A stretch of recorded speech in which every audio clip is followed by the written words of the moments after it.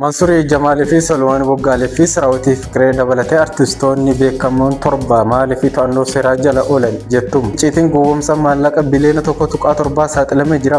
Dubbiin akkasii dhaabbanni Fitex Investment jedhamu namoota 1,200 oli gowwoomsanii kaffaltii duraa birrii miliyoona 1.3 oli sassaabaa kan turan yoo ta'u guyyaa 90 keessatti konkolaataa elektiriikii BUD isiniif fida jedhanii abjuu sobaatiin itti gurguranii jiru.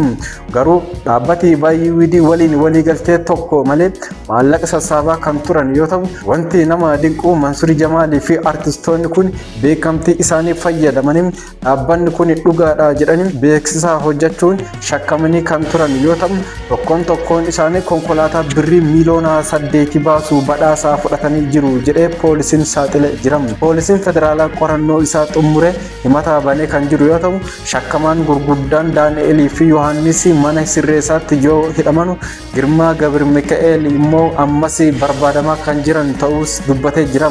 Isinis gowwoomsuu maallaqaa baay'ee xiqqoodhaan badhaadhummaa irraa ofii qusadha jedhama.